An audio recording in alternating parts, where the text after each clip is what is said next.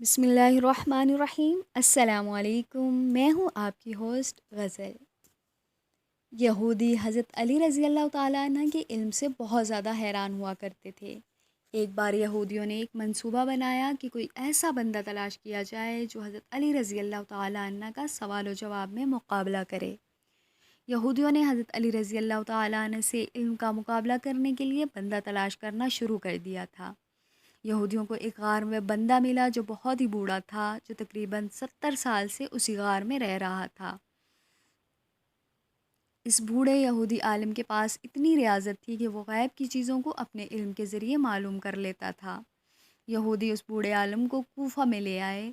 جب ان کو پتہ چلا کہ حضرت علی رضی اللہ تعالیٰ عنہ کوفہ کی مسجد میں صحابہ اکرام کے ساتھ تشریف فرما ہیں، تو انہوں نے یہودی عالم کو حضرت علی رضی اللہ تعالیٰ عنہ کی بارگاہ میں پیش کیا۔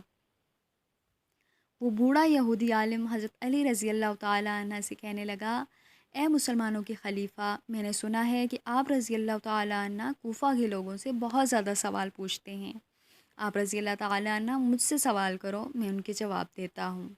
حضرت علی رضی اللہ تعالیٰ عنہ نے اس یہودی عالم کو کہا کہ میرے سوالوں کے جواب تم اکیلے دو گے، یا جو تم کو یہاں لے کر آنے والے ہیں وہ بھی آپ کے ساتھ میرے سوالوں کا جواب دینے کے لیے آپ کی مدد کریں گے؟ یہودی عالم نے کہا، یا علی رضی اللہ تعالیٰ عنہ، آپ سوال تو کریں، آپ کے سوالوں کا جواب دینے کے لیے میں اکیلا ہی کافی ہوں۔ مسجد میں موجود لوگوں نے حضرت علی رضی اللہ تعالیٰ عنہ سے کہا، اے امیر المومنین، آپ اس یہودی عالم سے سوال کریں۔ حضرت علی رضی اللہ تعالیٰ عنہ نے اپنے ہاتھ کو پیچھے کر کے مٹھی بند کی، پھر ہاتھ کو یہودی کے سامنے کر کے یہودی سے کہا کہ بتاؤ میری مٹھی میں کیا ہے۔ یہودی نے آنکھیں بند کی اور اپنے علم کے ذریعے اندازہ لگانا شروع کر دیا۔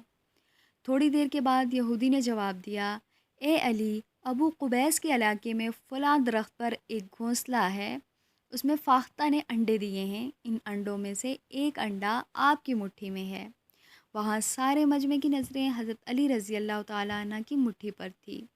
جب حضرت علی رضی اللہ تعالیٰ عنہ نے مٹھی کو کھولا تو حضرت علی رضی اللہ تعالیٰ عنہ کی مٹھی میں فاختہ کا انڈا تھا۔ یہودیوں نے یہودی عالم کی حوصلہ افزائی کرتے ہوئے کہا کہ اب باری سوال کرنے کی مسلمانوں کے خلیفہ کی ہے۔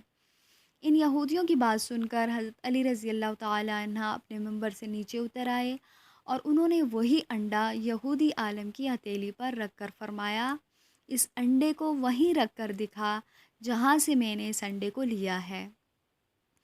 حضرت علی رضی اللہ تعالیٰ عنہ نے جب یہ یہودی عالم سے کہا کہ انڈا وہیں رکھ کر دکھا، تو یہودی عالم علی رضی اللہ تعالیٰ عنہ کے قدموں پر گر کر کہنے لگا، یا علی رضی اللہ تعالیٰ عنہ، جو میں نے جواب دیا ہے وہ تو ایک عالم کر سکتا ہے، لیکن آپ جو کہہ رہے ہیں وہ ایک عالم کے بس کی بات نہیں ہے۔